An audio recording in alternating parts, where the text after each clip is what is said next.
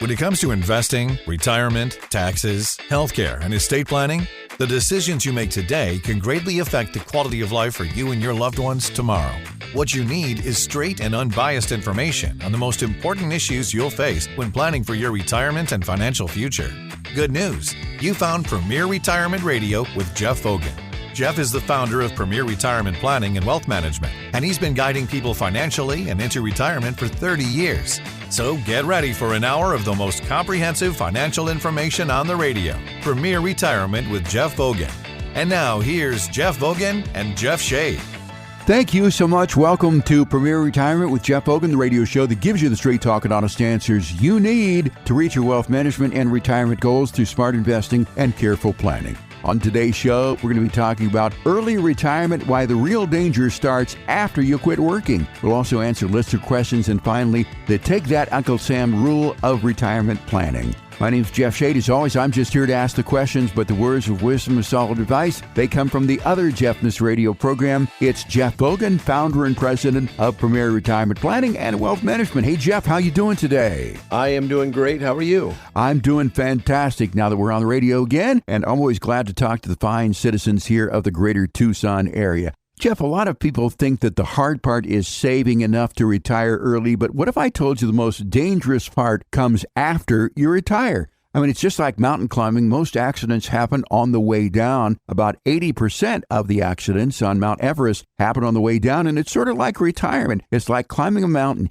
You've saved, you invested, you get to the top and you think that it's all over with, but really this is where the dangerous part begins. So people dream about retirement, but the biggest mistake that they make once they reach the retirement summit is what? Well, I'm just thinking that they made it and that there's not a different skill set getting off the mountain. I've used that mountain climbing scenario kind of as a visual learning aid for retirement planning, retirement success, and also getting down the mountain.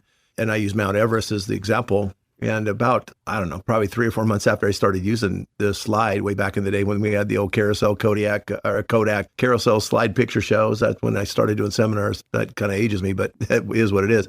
Anyway, I had a picture of the Mount Everest and talked about how, when we climb up there, it's a long haul, just like getting to retirement. It's probably 30 or 40 years, saving money, being smart about it and just working hard. Just like climbing a mountain, just put one foot after the other and you just kind of keep on trudging away and enduring and making it up the hill.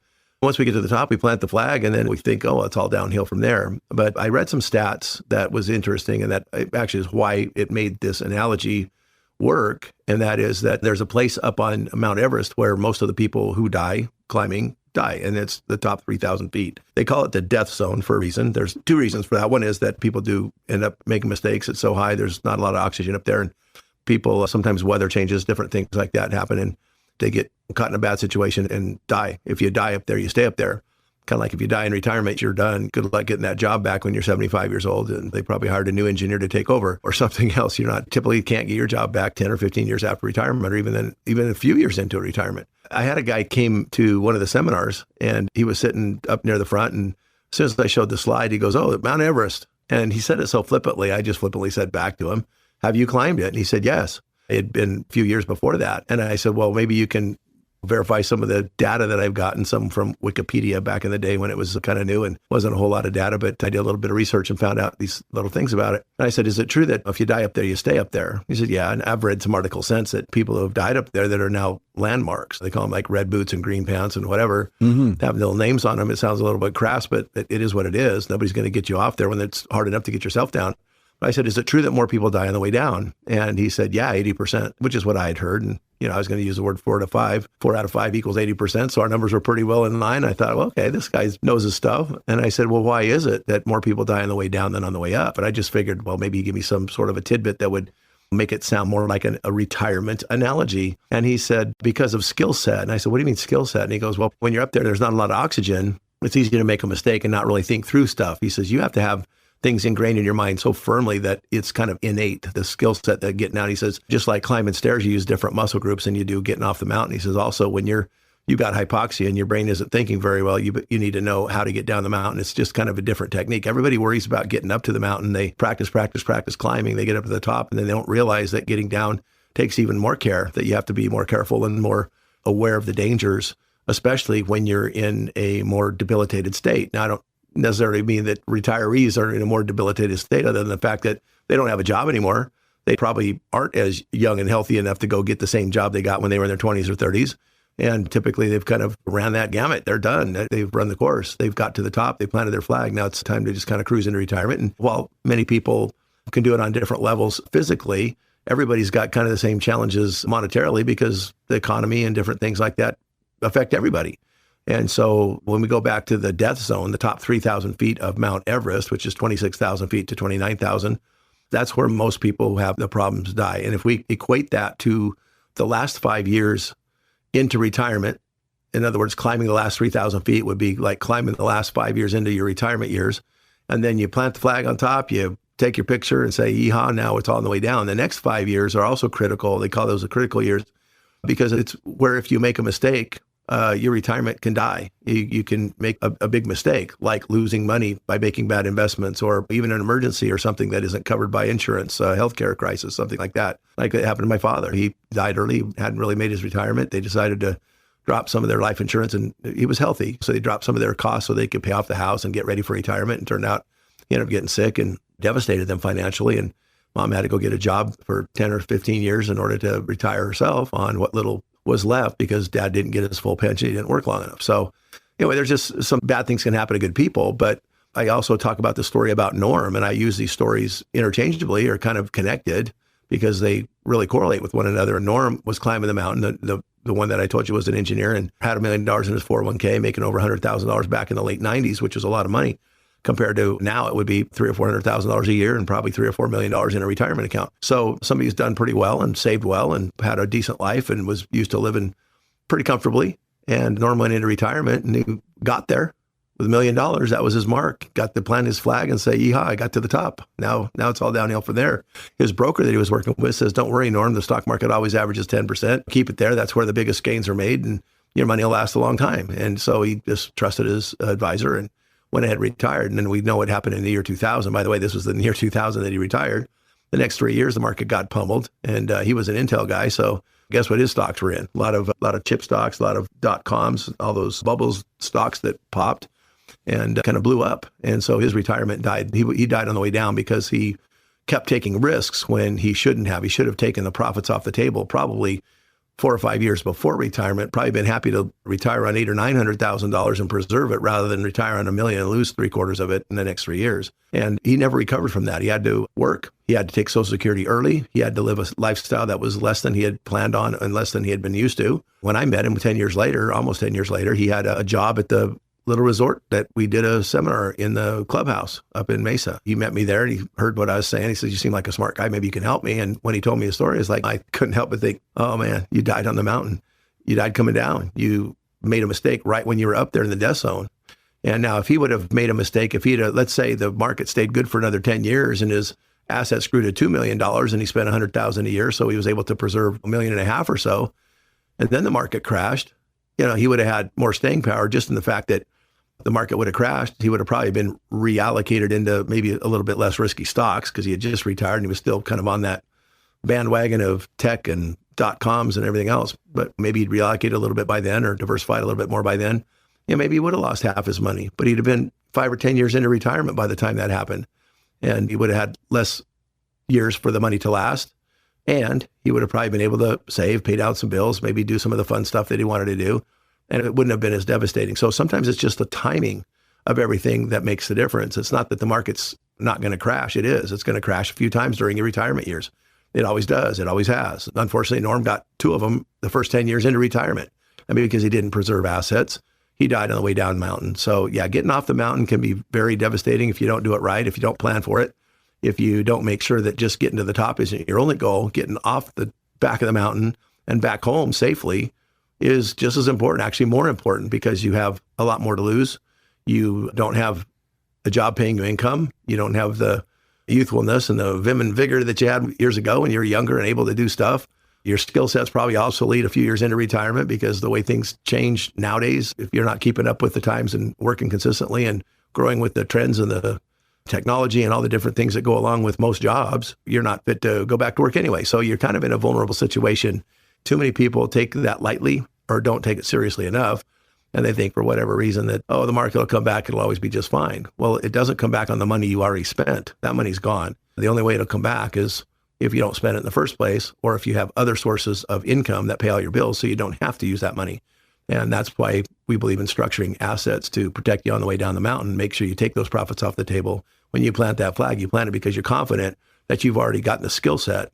In other words, the retirement techniques and the strategies in place that'll get you off the mountain safely, just like you have to be careful coming down, more so and in a different way than getting up the mountain.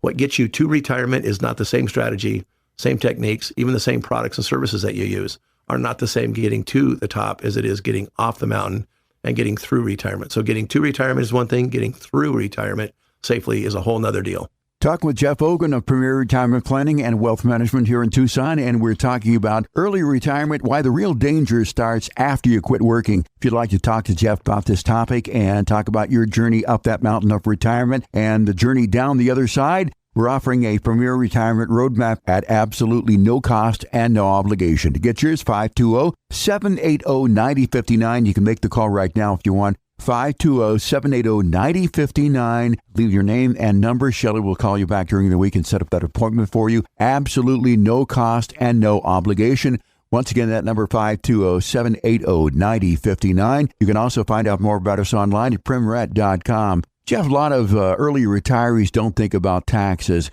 How big of a mistake or how big of a danger is that when you're coming down the other side of that retirement mountain? Well, taxes just kind of erode the assets. It's money that you send off to Washington. They spend on other stuff, and it's not you. So, well, they're supposed to spend it on us, but they seem to waste it on their own agenda type stuff. And my opinion is every dollar you keep in your pocket stays in your community, stays in your family, and helps you have a little bit more peace of mind, and your money will definitely last longer. So if you don't give up returns, some people say, yeah, but I can triple my money in so many years, and I don't care if I pay a third of that in taxes. Well, if you're sure you can, then go for it. But most people can't. Steady income, steady tax efficient income will end up paying off in the long run. We have some really cool programs that we use to kind of back our planning up. I've been using kind of a spreadsheet that I've developed kind of right out of the gate, probably for more than 30 years. We've kind of honed it down. It's kind of the basis for a lot of retirement software and planning that's out there that's used in our industry, but I just use my own little basic sheet. And I've been putting plans together, and the math will kind of help us know where to optimize our taxes, keeping you under the next tax bracket, doing Roth conversions, basically paying taxes now instead of paying more taxes later is one strategy. But the programs that we use can sometimes show us how to save hundreds of thousands of dollars in taxes in a very efficient way and leave between what you get to spend over the next 3 decades and what you get to leave your heirs. It can be in the millions, literally, just by dialing up a tax plan. And that is given the same exact returns on your investments, given what you're doing, given what we would do as managing those same assets, but creating efficient income streams where possibly you can go a little bit more aggressive on the money you don't have to touch, rather than be diversified where half of your portfolio is into safe stuff that doesn't make any money. You still pay a fee on it anyway, and you keep paying taxes on it whether you use it or not. That's not efficient. What if you could streamline a plan where you maximize your 12% bracket, which for a married couple goes over $100,000, about $130,000 in total income.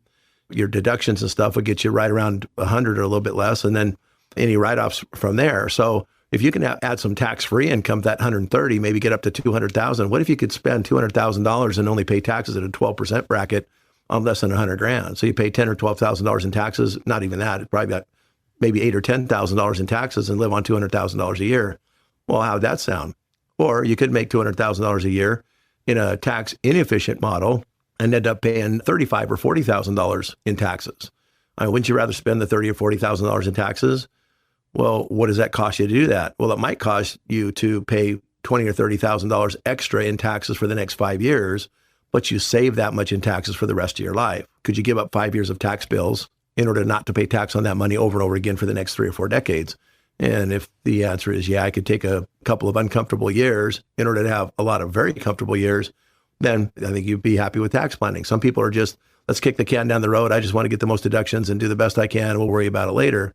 Well, by the time you're 80, you're one thinking, man, I didn't worry about taxes. Now I'm running out of money. What happened? If you could go back in time, I'll bet you would have chosen to pay taxes on the seeds instead of the taxes on the harvest. And I've mentioned that analogy before too, is if you were a farmer and you plant a field and it costs you $100,000 to plant, and you could write off the $100,000 in seeds, most accountants are like, take the write-off, man, that's a business expense. But then when you harvest the crops for $1 million and end up making $900,000 in profits, what do you have to pay then? You've got to pay $900,000 of profits on $900,000 plus maybe minus some farm help and water, but you're still going to be in the top tax bracket and you're going to be paying taxes on the whole amount. What if you said, you know what, I'm happy to pay tax on the $100,000 in seeds, not get a tax deduction as long as I can harvest the rest of my crops and not pay a tax on it? Wouldn't that be better? It'd be a lot better.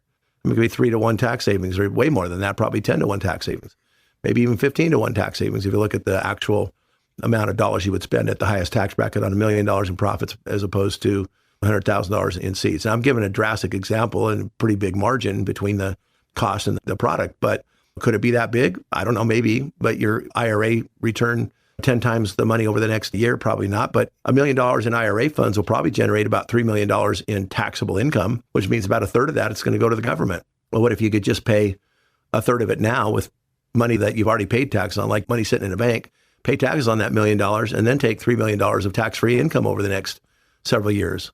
I would venture to guess that you're going to save $600,000 or $700,000 in taxes just in that process alone on $1 million. That's potential. That's real.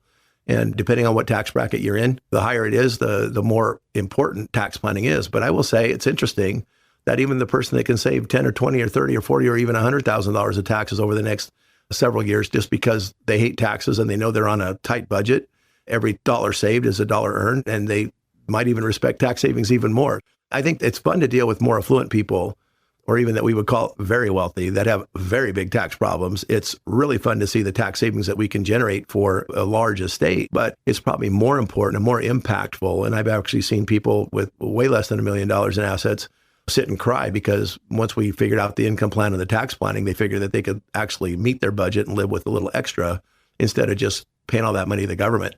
And that's a literal recent story. My son was with me and he was like, "Dad, did you see that?" She actually cried. She was so happy she cried. I said, yeah, sometimes that happens because they don't believe it can happen just with a little bit of planning. So tax planning isn't just for the rich. It's for anybody that hates wasting money and anybody that wants to protect those assets they worked their lifetime to acquire and earn. You've worked hard for that money. That's your life's work. Let's preserve it. And heaven forbid, let's give as little to the government as possible. They've already shown us how much they disrespect us by the way they spend it. I'm not going to apologize for saying that they're just bad. It's bad. It's corruption. The way that they take our money and steal from us and spend our money is corrupt. It's bad. It should be illegal. And I'm sure it is, but they don't care because they make the laws and they can do what they want. Basically, they get to have first crack at our money and spend it however they want to. Taxation without representation. It really is. And so my opinion is they've made some laws that help us protect they've given us a tax code. We're going to use every little, and I don't call them loopholes. I'm going to use every strategy that's legal to save as much taxes as possible by just letting the math prove out what makes sense. When do we pay taxes? How do we pay the least amount and live on and keep the most of our own money? And that's part of the deal of getting off that mountain and getting off it safely is keep it more in your pocket so that you have it for your necessities. Some people say, well, I'd just rather pay taxes now and just be over with it. I don't care if I just pay taxes as I go. And really, that's money that you don't have. That's money that's gone. You know, the government's not going to say, oh, you're a little short. We're going to give you some of your overpaid tax money back. Don't wait to plan until it starts hurting. Plan way earlier so that you have that extra money and savings, tax savings and storage for those rainy days or for those times that you need it, because you don't just need a tax deduction on those rainy day expenses. You actually need the money for those rainy day expenses. So don't pay it to the tax man in the first place. Save it for you and keep it in your family. Keep your life a lot more financially stable and sound and give yourself some peace of mind. Jeff, we were using the analogy of climbing Mount Everest, and it takes approximately 6 to 10 weeks to climb Mount Everest. And the long duration is required for acclimation to higher altitudes, waiting for the safe weather windows and so forth. But a retirement climb can be 30 to 40 years. So when you come down the mountain, it is an entirely different story. With Mount Everest, it can take you about 4 days to get to the first base camp. Much, much shorter, but there is a distinct plan that's different from climbing versus coming down. So when you've climbed that retirement mountain and you're down the other side, is it a different plan that you start out with when you begin that journey versus at the end? I'm not sure if you mean begin that journey on the downslope as opposed to begin that journey on the upslope, but I'll just give the whole picture and focus on the down. Everybody has kind of a different goal. Everybody wants to get down safely, but they have kind of different terms of what retiring on their terms and their goals and values might be different. Somebody that doesn't have kids is probably just fine spending every last dime. Some people that has a lot of kids, maybe some charity work that they've done that they want to leave some money to. Maybe they want to create a legacy and they don't want to spend it all. So that kind of depends on where you want to be when you get down the mountain and when you get down to the very end on how you want to transition on the way up. Now, obviously on the way up, we're all really just worried about getting there. We're typically just accumulating wealth. We're spending less than we make. We're saving money. We're compounding interest. We're hopefully getting a nice little match from our 401k from our employer, or we've got a business where we can sock away some money and some profits along the way. And let that big nest egg grow. And as soon as you get close to a retirement age where you're not going to have that income paycheck, it's important to mostly just say, how much of this money do I need to set aside in order to create income stream that'll help me have kind of that safety rope that I can always hold on to coming down the mountain, so that if I slip and fall, I can grab onto something and it's not going to hurt, or I'm not going to break my neck or break my leg and die up here on the mountain. So, what is that safety net or that safety rope or those pitons that hold you to the mountain? And it's really just a guaranteed and secure income. Now, that income needs to be, I think, in my opinion, tax advantage. It's obviously the more you keep, the better. But that's really the main thing.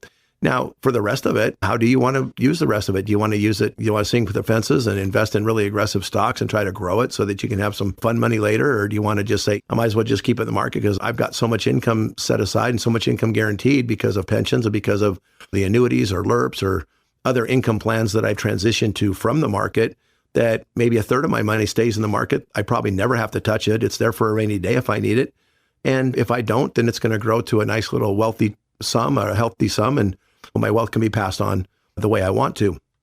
The other things that people don't always think about is one of the biggest assets people don't really give a big look at is their home equity. Sometimes the home equity is where the biggest inherited chunk goes when they pass away, but it's also money that you can use. It's just like a bank account. The home equity is a bank account. You can always borrow money from it. And the cool thing is you can borrow without it causing a 1099 or creating income that causes your Medicare premiums to go up, and any means testing benefits or even your tax rate doesn't go up when you utilize assets from a home equity line of credit, for example, or if you even do a reverse mortgage, you can use some of those assets. So you can kind of strategize when you're going to spend down certain assets, when you're going to use other assets, how you're going to use the home equity. Maybe you live in a place and none of your kids want your house anyway, so you might as well spend most of it and just sell it when you die and have the residual go to the heirs. And maybe you'd rather leave some Roth IRA money in an account that is aggressively invested and grow so that you can split up $1 million for each of your 5 kids and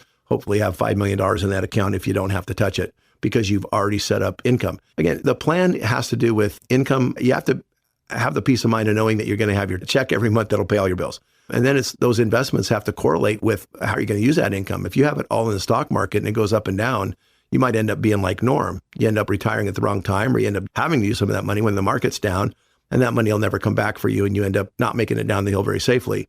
Again, we need to strategize by taking enough of your life's work off the table to create that income that you need and make sure that the other investments correlate with your goals and what you intend to do with it.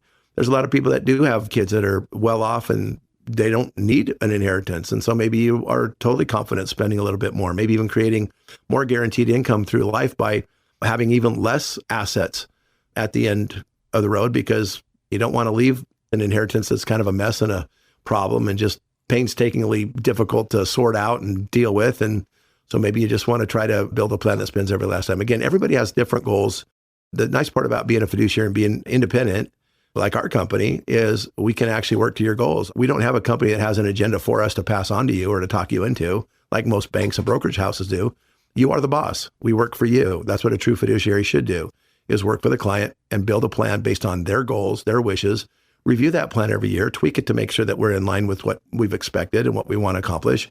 Hope it continues to play out, and as it needs to be tweaked and changed, we make those adjustments along the way. But if we have a good foundation and a good solid financial house built, then it's just a matter of greasing the door hinges and maybe changing out a window here and there. It's not like, oh my gosh, the storm came and now we have to rebuild the whole house. We don't want to be in that position. We want to build it strong enough to where structurally it's sound and it's not going to matter when those storms come. Good conversation, Jeff. If you've reached the peak of retirement and you need a plan to get you down that retirement mountain, you need to know if your plan is actually going to work. Here at Premier Retirement Planning and Wealth Management, Jeff and the team will build you a Premier Retirement Roadmap, a customized retirement plan that stress tests your income, your taxes, and your withdrawal strategy. Now, this is a no-cost, no-obligation retirement review for serious investors. If that is you, call right now at 520-780-9059. It's 520-780-9059 and request your complimentary retirement roadmap. Absolutely no cost, no obligation. Because the biggest risk in retirement isn't the market, it's making the wrong moves and not realizing it until it's too late. Once again, 520-780-9059. We're also online at primrat.com. Jeff, time for a break. We come back here on Premier Retirement. We've got listener questions, and then later on, we've got the Take That Uncle Sam rule of retirement spending when our program continues here on 790 KNST, Tucson's most stimulating talk. You can't start a trip you've never taken without a plan, and you can't start your retirement journey without a comprehensive plan to get there safely. To request your no-cost Premier Retirement Roadmap, call 580-780-9059 or request it online at premret.com. Now back to more Premier Retirement with Jeff Vogan and Jeff Shea. Welcome back to Premier Retirement with Jeff Vogan, founder and president of Premier Retirement Planning and Wealth Management here in Tucson and Mesa. We're on the air for you 4 times a week, Saturdays at 7 a.m., 9 a.m., and 1 p.m., and Sundays at 11 a.m. And once again, we're also a podcast. If you hear anything in the show today that you'd like to hear again that piques your interest, all you've got to do is go to wherever you get your podcast, search for Premier Retirement with Jeff Vogan. You'll find this show and all of our past shows so you can stay on top of your journey towards a confident retirement. And once again, phone lines are open right now for you to request your Premier Retirement Roadmap. 520-780-9059. No cost, no obligation. 520-780-9059. Jeff, time for listener questions, and they're the kind we hear every week. People who have done a great job saving, but now they're asking, what do I do with it? So let's go answer some listener questions.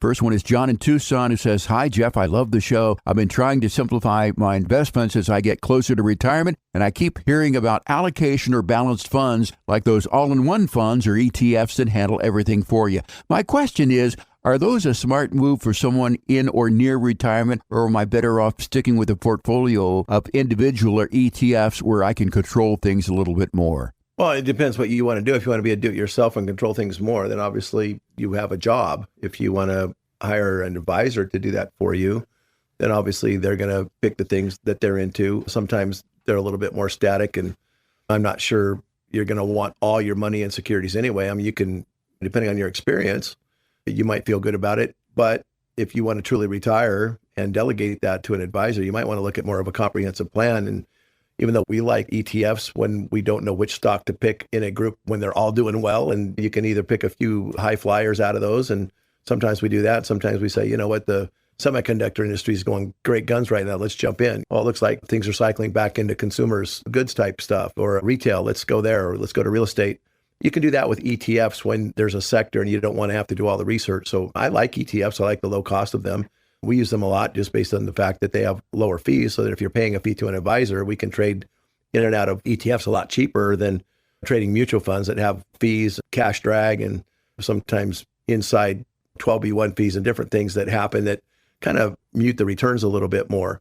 So it depends if you're kind of a buy and holder, if you're going to try to look at rotating stocks into different things, or if you're just going to be a buy and hold of some blue chips that you want long term. I don't know what your other income source is, whether it's living off of this portfolio, or if you've got so much income you don't need to worry about it. If you do, then go aggressive and don't worry about it. If you aren't sure, if you're a little bit nervous about the fact that you might need to use some of this portfolio for income, you might want to consider indexed annuities or even some tax-free income from LIRPs, life insurance, retirement plans that could generate income with, let's say, a half of it, maybe 2/3 of it, and then, stay aggressive on the rest of it. That's kind of how our plans generally end up. And a lot of people that have been real happy growing very large estates just in the market know that it's time to take some profits and know that diversifying into some of those principal protected accounts that can generate some income so that they don't feel like tapping into that account is necessary might make them feel a little bit better. So it kind of all depends on your overall plan. I don't know how aggressive you feel now that you're retired or getting into retirement. So again, it kind of depends. I mean, if you want to simplify, I think simplifying would be getting your income set, getting a good tax plan, and let somebody else run it. I mean, that'd be probably the simplest way I would do it. Like I said, if you want to be a do-it-yourself, or you just want to park your money in some funds to buy and hold and not worry about because your income is set, that's one thing. If you're going to use them, then maybe you ought to look at a more comprehensive plan. And once you get a look at a more comprehensive plan, it might not at first seem, oh, that's more complicated. I have more products and different things to look at, different strategies. I got taxes now, and I got income now, and I have some tax-free issues that I need to care about. I think, you need to kind of look at the whole picture. Once a plan is set up, it can be very simple if you just sit there and look at it every year, and you've got paychecks coming into your account every month to pay your bills, and then you don't have to get stressed out about what's in the market. So again, that might be simple, is just taking some of the risk off the table and generating a little bit higher income. And as far as flexibility, when it comes to taxes, income, managing risk and retirement, I mean, you need a plan to do that anyway. So I don't know if being flexible, I think, means winging it as you go or kicking the tax can down the road. That seems more flexible. I think once you get a plan, you want to stick to it. It doesn't have to be rigid. There has to be some moving parts in it that can be used flexibly. But most people are willing. I've been doing this 40 years now, and for the last 30, we've really been focusing on having the written plan and actually looking and watching the numbers. The first 10 was just kind of figuring out what was out there, honestly, and figuring out who did what right. And I learned a lot. And that was kind of my training ground with the first decade of doing this business. And after that, I was like, okay, I see what people are happy and what they're doing that makes life easy for them and helps them live a nice, happy retirement. I'm going to try to do that with all my other clients. And it really comes down to the ones that have kind of a plan and some guardrails on that plan seem to live happier, longer lives. And since I've been doing this 40 years, I can testify to that those people that have had a plan and just seem to not worry about their money all the time because they've got a paycheck coming in every month, even though it might not have seemed simple in the beginning, is more of a simple way to live their life now. Great question there, John. We appreciate you listening to us in Tucson. And once again, if you'd like to continue this conversation with Jeff, 520-780-9059 is the number, and we would love to talk to you. Okay, Jeff, Frank's in Ventana Canyon, and Frank says, I'm 65 years old, and my spouse is 5 years younger than me. I plan to retire in about 1 year. We have approximately 5 to 10 years of liquid assets for meeting all of our expenses and no debt as our mortgage is paid off. Additionally, we have about $2 million in pre-tax retirement accounts and about $250,000 in Roth savings. Almost all the retirement assets are invested in S&P 500 index funds. I'm wondering if there is a substantial advantage to changing this to total market index funds. I don't think it's really an advantage to change from S&P to the S&P. So many big stocks, S&P 500. I don't know if there's anything over time that, if you're just looking at parking this for 10 years because you're going to live on your liquid assets, if that's really your plan. And if I saw your whole plan, I'd probably have some different ideas than what you're thinking. But there are actually some principal protected accounts that don't go up. And now what I'm worried about is keeping the S&P, if you want to do it for the next 10 years. If you look at the Schiller index and how overvalued the stock market is, that S&P index and even a total index fund, if you look at just about any market, it's overvalued historically. If you look at Schiller index, which is, it's an adjusted based on the price earnings ratio. If you look at history and where our market is right now, the next 10 years ought to average somewhere between a flat return, maybe even a little negative to a little positive, kind of like the lost decade in the year 2000 to 2010. So you may not actually get any more than the $2 million. However, depending on what your liquidity needs are. I mean, I don't know if you're living on $100,000 a year or $400,000 a year. If you think that $2 million that you have in pre-tax retirement accounts is guaranteed just by being in an index fund to be worth $4 million, historically, that would be a pretty easy guess if you look at just averages. But if you look at where the market is right now and you take that into account, you're probably looking at maybe 2.5 between the Roth and the pre-tax as your 401k IRA money. So again, I doubt it'll probably be worth less in 10 years than it is right now, but it could be flat. That wouldn't surprise me. It could also be worth 2 or 3 times. You might have $6 or $7 million. But that's really a stretch given where the market is right now. I just don't see the economy rebounding enough to justify it, at least not with any fundamentals. It would have to justify it just with gamesmanship and Wall Street games and government printing money, which would cause a lot of inflation. You'd need probably 2 or 3 times that much money just to make ends meet. But again, that's a longer discussion for another day. But bottom line is you could generate with about half of what you have set aside a nice income that will be guaranteed to keep you where you're at right now in 10 years, regardless of what the market does. You might want to be a little bit more aggressive. You might also want to try to not just leave it ride in S&P 500 index funds. One of the things that we offer based on individual management is, we're watching the market every day. If the market's in a downtrend, we're going to be on the sidelines. We were on the sidelines in 22, probably a little too long through 23 and 24, but we made it back in the last couple of years and then some. So having, somebody kind of manage and watch those, you might find is an advantage to maybe keeping those assets from taking the big hits when the big hits come. And trying to take advantage of some trends when the market is trending up, even amidst a roller coaster ride over the next 10 years, which may happen. So again, that might be an option. I would definitely recommend that you consider maxing out your 22 or 24% tax bracket and converting that pre-tax money over the next 10 years if you can to Roth IRAs. And I assume that possibly the liquid assets that meet all your expenses, you have no debt, maybe use some of that in order to pay the taxes on some Roth conversions, then live on some Roth money, which is tax-free, as you consider converting the rest of that, whether you leave an S&P index fund or not. But you can also get upside in S&P without any downside. And you might find out that converting not just to a Roth in a good allocation in the stock market might be good. You might also look at some of the principal protected assets that create income, and from a Roth that would be tax-free. So maybe in the next 10 years, you could get done paying taxes for the rest of your life. That means by the time you're 75 years old and your wife is 70, maybe you live on $100,000 or $200,000 a year, or again, I don't know what your lifestyle is, but on $2 million planned out now, it'd probably be closer to about $200,000 a year plus Social Security and any pensions you have. And you could probably do it in the 12% or lower tax bracket, I would imagine. So good tax planning might be really the thing that you're missing here.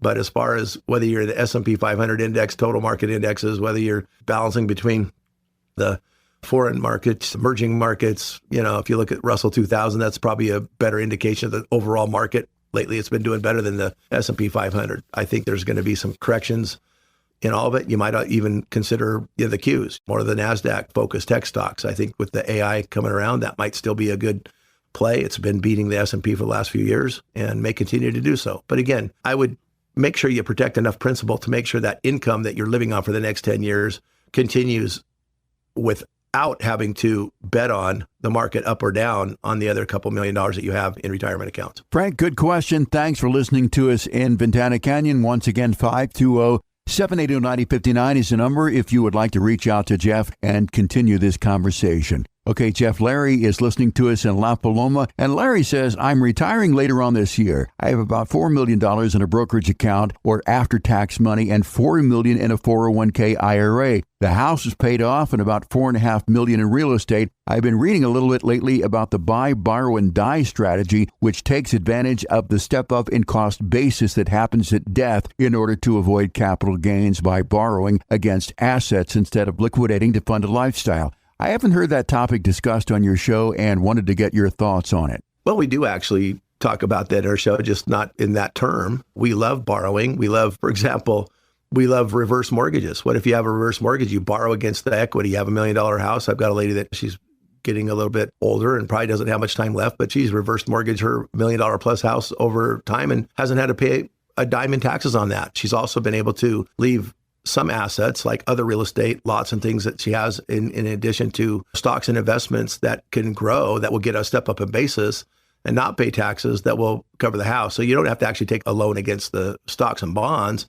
You could actually do a reverse mortgage and do that on your house. We also like, especially for after-tax money, the problem with your after-tax money, if it's generating, you might have a lot of stocks in there. Maybe they're not super high dividends, but even at $4 million in non-IRA money, is probably generating a couple $100,000 in gains. If you have any type of, probably don't do funds, maybe just have some blue chip stocks. But even at the 1 or 2% dividend rate, you're still looking at $50,000 to $100,000 in taxes, a taxable income potentially on a given year. What do you do about that? Is it going to be $100,000 a year in taxable income? You still pay in taxes. What if you converted that to a LIRP, life insurance type retirement plan that you could borrow from and give your kids $4 or $5 million when you die and still live on $4 or $5 million before you die? So we love borrowing. We like borrowing against your equity in your home because it's tax-free. And that allows you to leave those stocks and other real estate assets just growing. Nothing wrong with that. Then you don't actually have to pay taxes on the capital gains by selling them. Now, some people just get tired of owning a lot of property. I think that's what I find with some people when they're getting close to retirement year. And I'm guessing if you're probably a typical person, if you're retiring later this year, probably 60-ish, maybe you're retiring early, I don't know, maybe late. But you might find that because you have a different lifestyle retiring, that you want to come and go and you maybe not want your real estate. Well, that's another thing. Do you want to just hold on to it and deal with it and deal with the deferred maintenance issues, renters, that kind of thing, if that's the type of properties that you have? Or do you want to just say, you know what, I'll just pay 15 or 20% in taxes, be done with it, and then convert that into a tax-free situation, something that'll pass on. Life insurance, the LIRPs that I talk about, it passes on tax-free From an income tax standpoint, if you put them in a trust outside of your state, you can actually have them be estate tax free if your estate is big enough. And based on where you're starting, you might have an estate tax problem in a few years if you don't spend your money faster than it grows. So that's another thing to look at, is what might happen if you have a $20 or $30 million estate and the estate tax level goes back down to 5 or 10 million, and you have to pay tax on 20 million of your estate at 40%. Want to give $8 million to the government, or do you want to do something to plan around that? Again, a lot of things for a person in your estate value at a pre-retirement age, unless you've been working until you're in your 80s, you've probably got some time for growth. And I'm guessing that the way you've acquired those assets is you live within your means. So you probably don't spend all of that money. So it's going to be hard to spend it all down. But yeah, I have no problem with strategies to borrow against the assets. That's what Elon Musk does. That's what Jeff Bezos does. Actually, a lot of them have been selling their stock. But some of those, big, other than for diversification reasons, when they need money, if they think their stock is of value, why would they sell it? They just want to keep it there and pass it on with step up in basis. Here's the other question. Is the step up in basis something that's going to be continually available to us going forward? The government needs to raise a lot of money in taxes for the deficits, the budget deficits that we've been running. We've got a lot of debt, trillions and trillions, 30-something trillion. It's probably, I don't know, it's pushing 40 yet, probably getting close. I quit looking because it depresses me and makes me sick every time, but it's definitely in the 30s. The debt has to be, I guess it doesn't have to be paid off. They keep printing money and kicking it down to the next administration that takes over the government and call it their problem when it finally blows up. But bottom line is they're going to find ways to tax us. And it wouldn't surprise me, because records are available to get basis and things like that now that didn't used to be easy to do. I think that's why they always just give you a step up in basis, because nobody knows what dad might have bought the stock for in the 1940s. Well, now there's not too many people that were investing in stock that are still alive that invested in the 1940s or 50s. So that's getting fewer and far between. They might undo the taxes and just let capital gains be a deferred tax. That could happen too. Now, until it does, I'm not going to be too worried about it, but there's just a lot of things to consider that you might want to look at an estate plan that would keep you from not only paying estate taxes, but maybe paying the taxes now on some of those assets, knowing that you can put them in a place that's going to be tax-free, or even if it doesn't end up having the step up. So that's why we like diversifying into these other avenues. I think the Roth IRA for your qualified money is probably smart, and maybe betting on the houses, that's fine as far as the real estate. But some of the non-qualified money, you might want to look at another option for that to be tax-free as well. I don't have a problem paying taxes on, unless you know that stock is going to go up. There's a lot of stocks that were higher a few years ago that just never have recovered. I mean, if you look back, maybe you should have sold those. But some people don't sell them because they want to make sure they get a step up on basis. Well, I'd rather, if you could sell Netflix at $1,200 instead of $800 and pay taxes at $1,200, I'd rather do that than write it down and say, well, maybe I'll sell it later, or maybe my kids will inherit it at a much lower price. I mean, that might not be one that we worry about because we think for whatever reason that's going to go to the moon forever. Well, I don't think so. I mean, streaming's getting better. We've got Prime, all kinds of other competition. There might be stocks that you have that seem like good holds now that might go out of business. You might end up having to sell them anyway, or they might get some competition that makes them not quite as great of a hold, and you could pay taxes and make money elsewhere. I don't think taxes is a reason not to sell a stock. I think just performance is a reason to sell or not to sell, period. And the taxes is just what you pay is just the exit charge. I mean, you got to pay to get out, got to pay to access your money. Unfortunately, the government puts their little greedy mitts in there. But if you can pay taxes and then move it to some place where you never have to pay taxes again, that might be the better play. Larry, thanks so much for the question and listening to us in La Paloma. Once again, 520-780-9059 is our telephone number. Be sure to call that and ask to further this conversation with Jeff. Jeff, most people have spent their whole life saving for retirement, but what if I told you the government might end up being your biggest beneficiary? Well, I want to talk a little bit about how to legally keep more of your money and give less to Uncle Sam. Jeff, people think that taxes go down in retirement, but that is actually wrong, isn't it? Well, for most people, the people that we normally deal with, I would say, I mean, taxes are by far the biggest expense we have to deal with in retirement, much more than healthcare. Medicare covers most of those expenses. You have some out of pocket, maybe a long-term care stay before you pass away, but it might be a few $100,000. But, you know, we look at routinely people that over the next 30 years are going to pay $1 million or more in taxes. And what if we could cut those in half? That covers all your medical care just by tax savings. If you keep kicking the can down the road with taxes, it's just going to keep getting bigger and bigger. The government's already figured this out. Once you get to retirement age, you probably don't have a mortgage. You don't have kids to write off. There's just no deductions. You get a standard deduction. That's pretty much it. So how do you deal with The fact that you've saved some, people talking in the question section, they're millions of dollars in tax deferred money. They've got a big tax problem coming up when they reach the age of required minimum distributions. And if they're in their mid-60s now and that $2 million doubles to $4 million, they're going to be having to take $150,000 to $200,000 out of that account every year, and they got to pay taxes on it.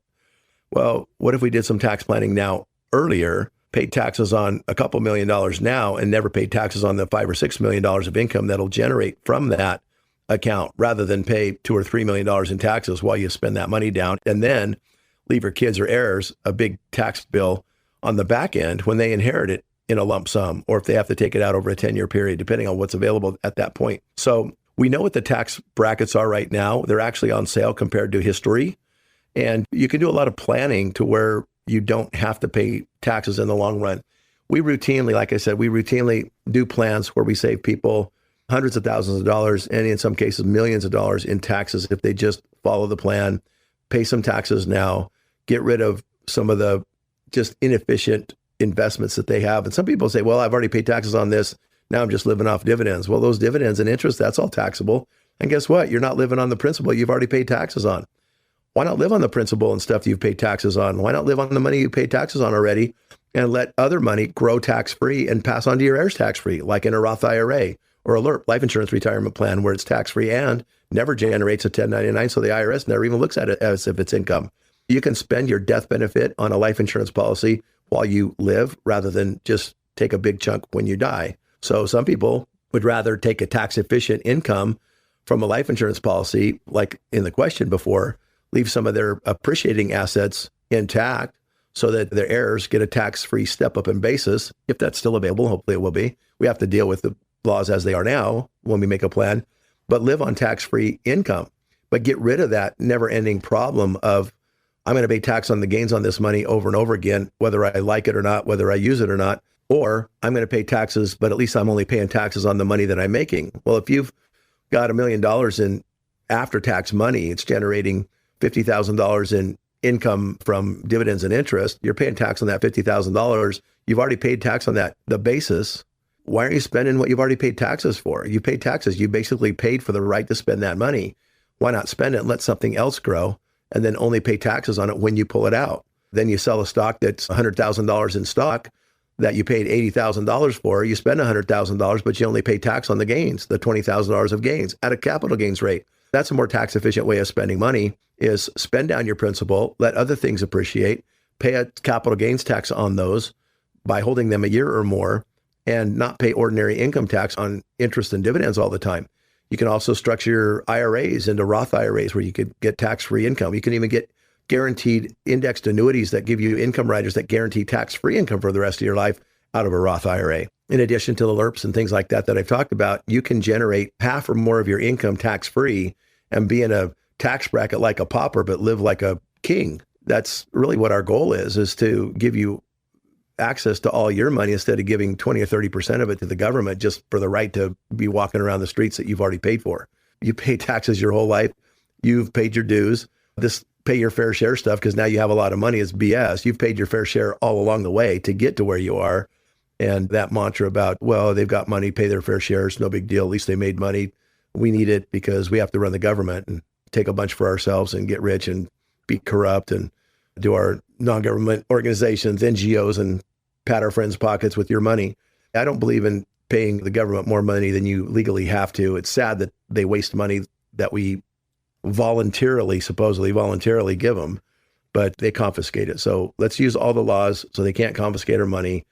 Keep it in your war chest, basically, for the future, right? You need to pay those bills, those rainy day expenses, those things that come by surprise in retirement. You need that extra money because the government's not going to come to your rescue unless you're super poor, and we don't even know if those programs are going to be available. But if you want to retire on your terms, keep more money in your pocket, give less to Uncle Sam. Don't let them waste your money. Good conversation, Jeff, here. Most people do not realize this, but the IRS can become your biggest expense in retirement. And it's not because of how much you've saved. It's because of how you take it out. You're pulling money from the wrong accounts, the wrong order. You could be paying thousands more in taxes every single year. At Premier Retirement Planning and Wealth Management, Jeff Vogan and his team will build you a tax-smart withdrawal strategy designed to keep more of your money in your pocket. It's part of the Premier Retirement Roadmap. To get yours, call 520-780-9059, 520-780-9059, no cost and no obligation. You can also find out more about us online at primret.com. Well, Jeff, we're out of time for this week. I want to thank you for your time, but most importantly, I want to thank our great listeners here in the Tucson area for joining us. So for Jeff Vogan, I'm Jeff Shade. Have a great weekend. We'll talk to you again next week right here with another edition of Premier Retirement on 790 KNST, Tucson's most stimulating talk.